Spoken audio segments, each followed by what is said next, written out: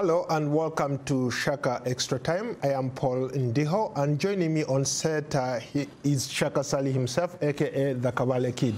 Hello, Shaka. Hello, Paul. How are you? Hugely terrific. Great. It's another exciting week, and a warm welcome to you all, our Facebook followers watching us live here from Washington.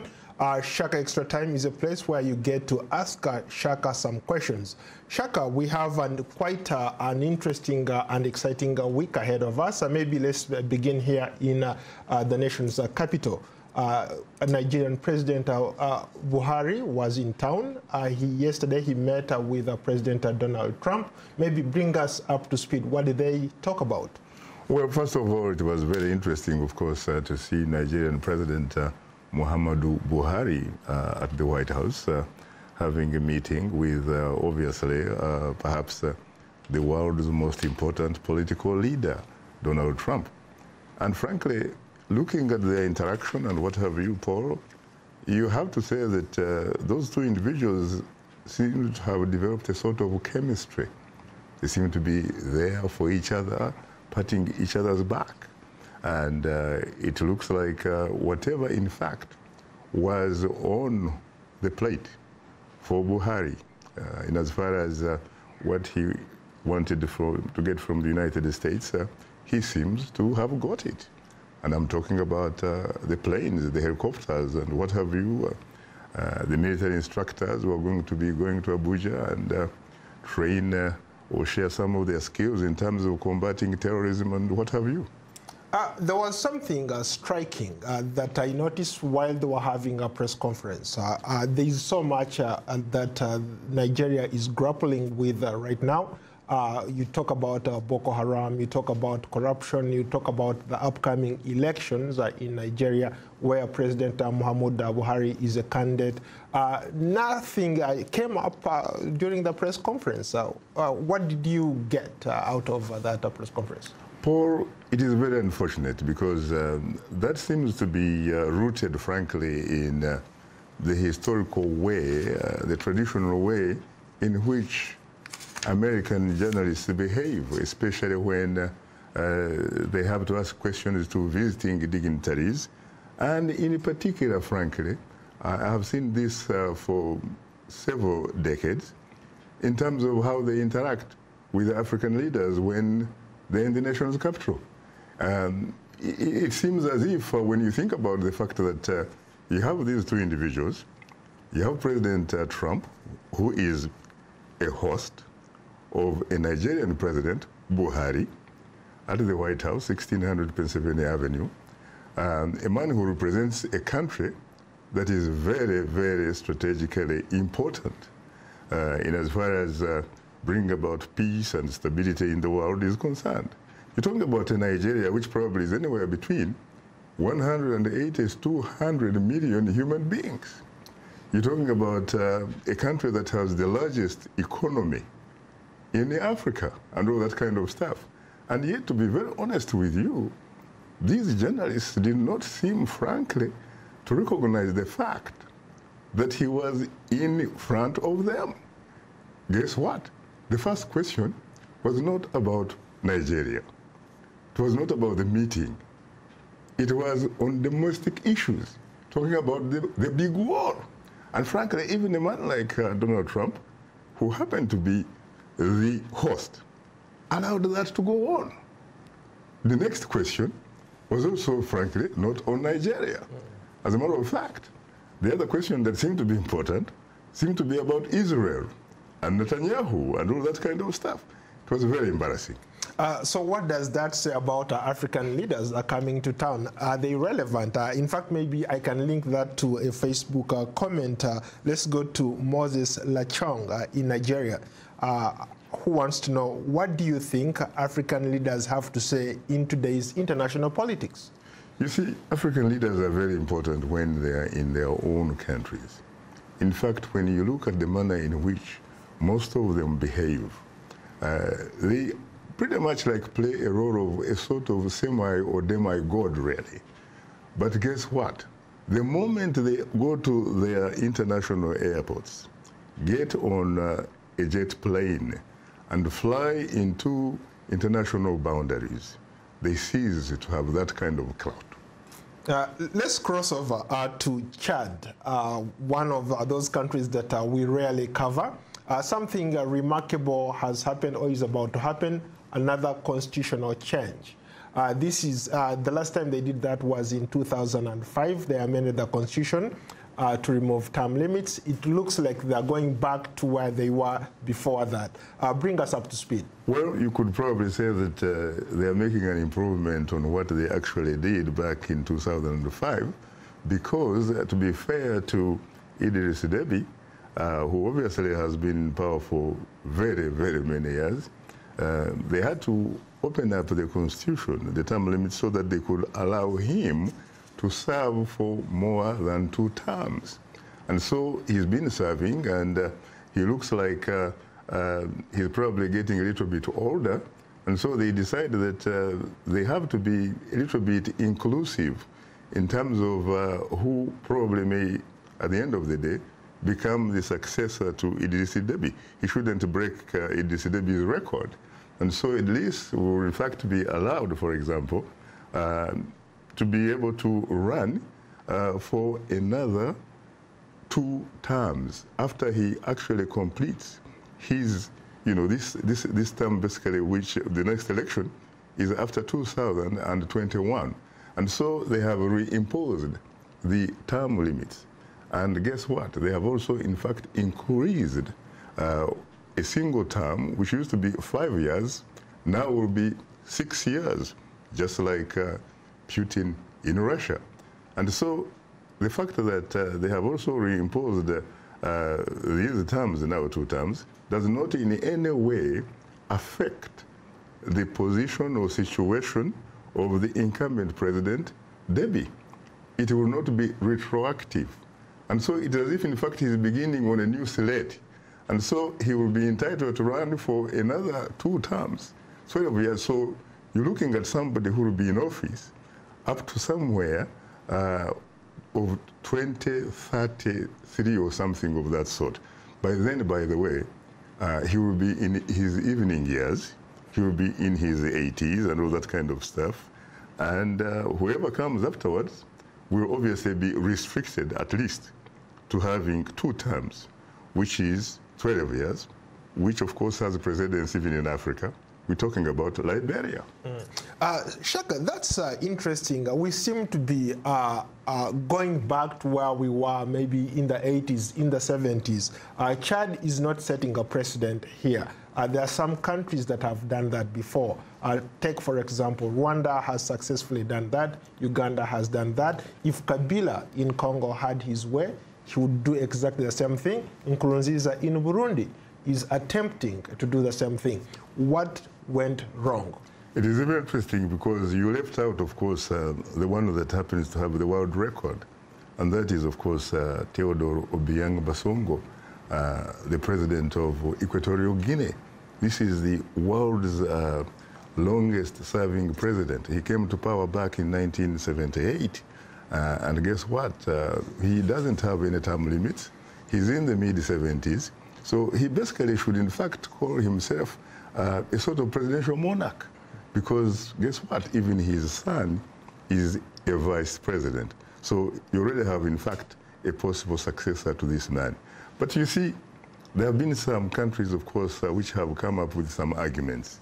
They look at some of these individuals, especially where you come from in Uganda, where Yoweri Museveni happens to be the incumbent president since 1986. This despite the fact that when he first came to power in 1986, he actually was so contemptuous of African leaders who stay long in power. He thought that they were out of their mind if they could, in fact, stay in power for longer than 10 years. But because he has been in power now for more than 32 years, he begins now to justify, obviously, for being there by saying that because he has actually served long, he has now become an expert at good governance. He has become an expert at being a terrific president, that kind of stuff. And in fact, there is evidence on the ground because his supporters, in fact, say this man happens to be uniquely gifted, so much that he happens, in fact, to be a sort of God's gift politically to Uganda. Uganda cannot do without him. The same thing, in fact, is said by supporters of neighboring Rwanda's president. Major General Paul Kagame, retired but not tired. These are unique individuals, uniquely gifted. In terms of politics, we're talking about human beings, really, who, in a sense, are God's gifts to their countries. This is what they say, and this is how they go about ruling, because there's no democracy in those countries. How would you respond to critics? For example, a Facebook commenter from Moses, I don't know where he's writing from, but he says that maybe young Africans or Africans in general have become complacent. They have allowed these leaders really to take them for granted, and maybe it's about time they stood up and started these uprisings to get rid of these rulers. I think Moses has a point, and in fact, he has a point in the sense that when we talk about young people, Paul Ndiho should be, in fact, in a position to count himself among those people. Because, frankly, this is your moment. Yeah. Yeah. This is your moment. You have to assert your rights.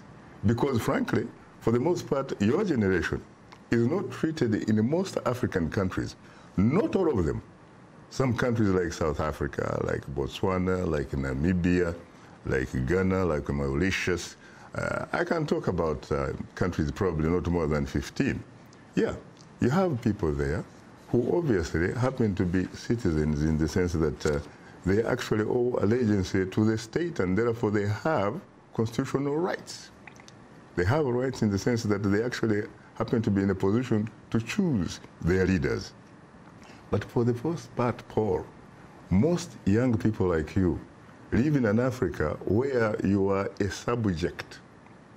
You owe allegiance to an individual authority, a presidential monarch, a dictator, in fact, in short, or a king, or an emperor for that matter, and therefore you have no constitutional rights, no inalienable rights, no birthrights, really.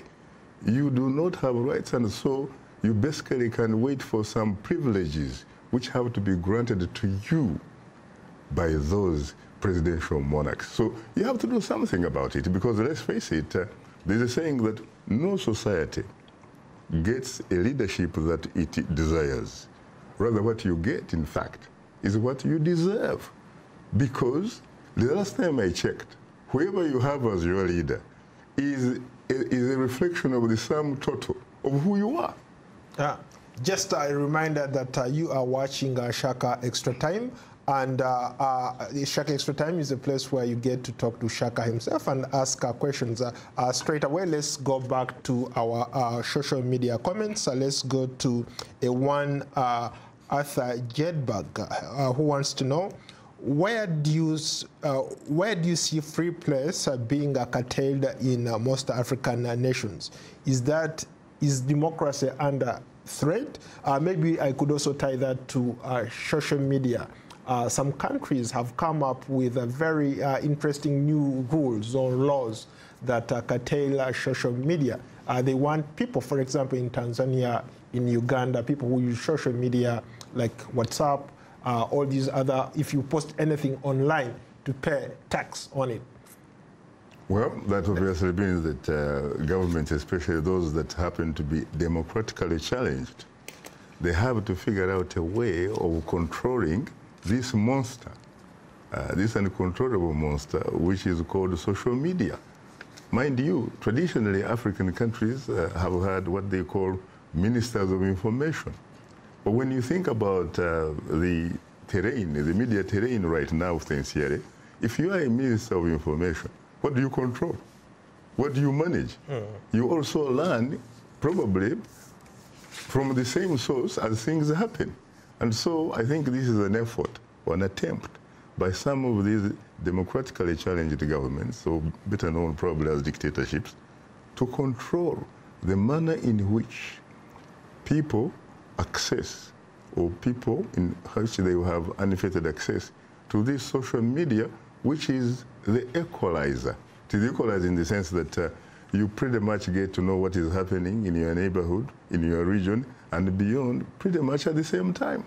I think that's really what is happening because, hey, let's face it, you know, there used to be a saying that all you have to do really, and especially this is something that advanced by dictators or people who happen to be rulers who are not accountable to their constituents, who are not transparent in the manner in which they do things, who do not really have integrity in the eyes of their people.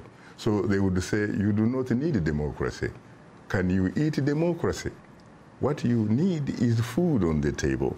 What you need is road. You need infrastructure and kind of stuff. So the key here is all you need is social, they call it service delivery. As if in fact service delivery and democracy are mutually exclusive.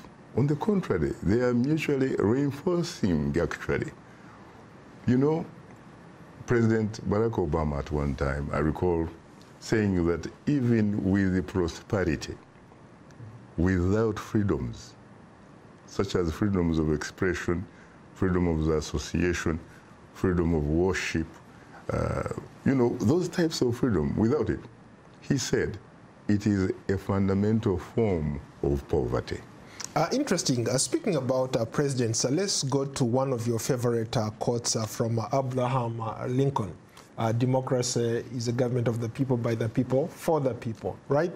It seems in Africa, in our context here, we are looking at two forms of democracies. We have a democracy, as you like to define it, of some people, by some people. For some people. As opposed to the real democracy. Maybe help us understand the definition, the true definition of democracy. Wait a minute. Democracy is an equal opportunity employer. Democracy belongs to all of us. Another way of putting it, democracy sincerely is the presence or a reflection of social economic justice for everybody. Democracy is not something simply people talk about. I have heard, for example, some leaders boasting that I brought you democracy, as if in fact they had it in their pocket, you know, or on their bank account and all that kind of stuff. No, democracy is not that. Democracy is something that happens in a situation where people are free, where people are free to choose who should be their leaders. And in fact, in a democracy, it is the people that are the bosses, not the people who represent them. Can you give an example of the leaders and the rulers? Well, it's very, very simple, to be very honest with you. I think that I can look, for example, at South African President Cyril Ramaphosa as someone that fits the definition of a leader. But he's new, he just came in. It doesn't matter whether he's new. It is not about the individual now in a democracy. It's about the process. The process allows things to happen. But in a non-democratic environment, and that is where the majority of what you call African leaders actually fall. These are individual authorities, beginning with a person like Theodore Obiang, who has actually been in office again since 1978, after, interestingly, he actually seized power in a military coup, and his own uncle was actually hanged simply because, at least according to then young Theodore Obiang, this man was a dictator. This man was undemocratic, and so he wanted to impose democracy. So when you talk about leaders, really, you don't have many. You have a man like Ian Khama, who just left office in Gaborone, in Botswana. The last time I interviewed him, he said, he suggested I should actually call him Seretse Khama, Ian Khama. Seretse Khama having been the founding president of Botswana and happens to be the father of Ian Khama. You can actually call Khama a leader. You can call, for example, John Dramani Mahama, who used to be president in the Republic of Ghana, lost an election, conceded defeat with grace, handed over power to his political opponent, Nana Akufo-Addo. And so you can see that context. So it's good luck, Jonathan. You can talk about Goodluck Jonathan. He accepted the will of the people. You can talk about Ellen Johnson Sirleaf, who was president for Liberia, and of course he has just won the Mo Ibrahim Prize to boot. He received it in the Rwandan capital, Kigali. I don't know what that means symbolically, because frankly, let's face it, the last time I checked, I do not think that you can even talk about a nascent type of democracy in the Republic of Rwanda. There are other things happening. Some of them are good, like a clean city, but the clean city for who? And but when you talk about democracy, no. Then you talk about rulers. So does that mean that, for example, the Mo Ibrahim Foundation's mission statement has changed? The fact that they're looking at Rwanda, even hosting their event in Rwanda, a country that is quote-unquote considered undemocratic? I don't think that their mission has changed. At least I haven't heard it from them. But I think maybe it was a question of who decided to host it and probably how much money that person put on the table. Who knows? It could also be something that involves public relations and what have you. It could also be, on the other hand, that, look, this is somebody who obviously does not embrace or reflect what you call democracy. But if we actually hold something democratic in that capital, we'll probably have some kind of unusual influence. Just like, you know, you talk about certain things happen via osmosis, you know. I remember, of course, when former Liberian President Johnson was receiving the award, he challenged the African leaders sincerely who do not want to leave power. He said, let's face it, there's nothing just like a society being static, because all societies are dynamic. And as they are dynamic, they are young people who are growing up, have different ideas, are not invested in the status quo and what have you. They will need change. And so she appealed to them, in fact, to think about leaving office when they still have time, rather than creating conditions where some people can be forced to leave office. Speaking about leaving office, I think one of your fans here in Zambia talks about you actually getting into office. The last time we were in Zambia, were together in Zambia, you had this huge following of young people following you around. And this one wants to know, his name is Hastings Mushisha in Zambia. He says, Shaka, come and become our president. What do you think, Shaka? Is that something that you can do for the people of Zambia? I have to say, of course, to Hastings that I am profoundly flattered and humbled that he comes up with such an idea. But again, I am not surprised, at least, given the history of the Republic of Zambia, because you know as well as I do that I happen to be a sort of close almost disciple in terms of democracy as far as Kenneth Kaunda is concerned, the founding president of Zambia. You remember I told him that one thing I admired about him and his brother, Mwalimu Julius Kambarage Nyerere of Tanzania, and people like Kwame Nkrumah and what have you, when they were trying to liberate the rest of their cousins across the African continent, they seemed to have no boundaries, no borders in their minds. They seemed to have an Africa that existed before 1884-85, when at Berlin, the Berlin Conference, a German chancellor, Bismarck, convened a conference attended by many European powers and non-powers to look at Africa as a piece of cake and divide it among themselves. And so I think that when you think about it, the Europeans were able to do that because there is a saying, Paul, that all of life is action and passion. And to ignore the action and the passion of your time or generation is to risk having not really lived at all.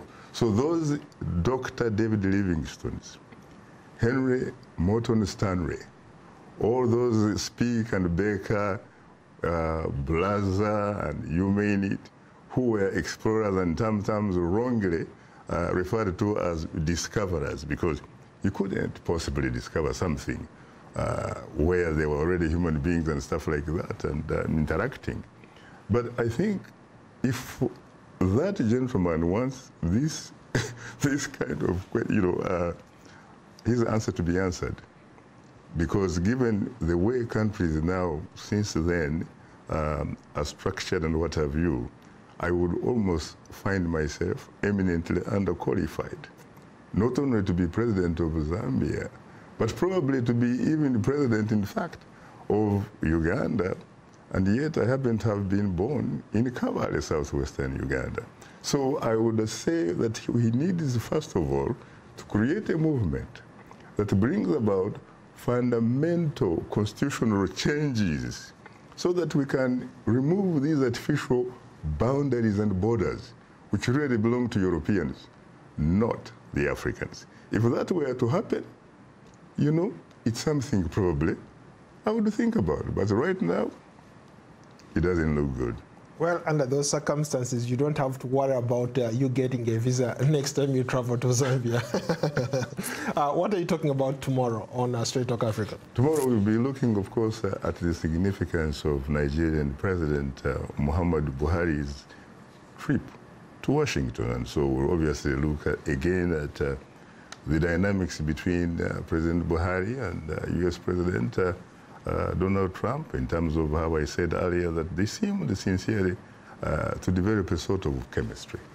We still have time for maybe one more comment. Let's go to Frank Nwamanya in Uganda.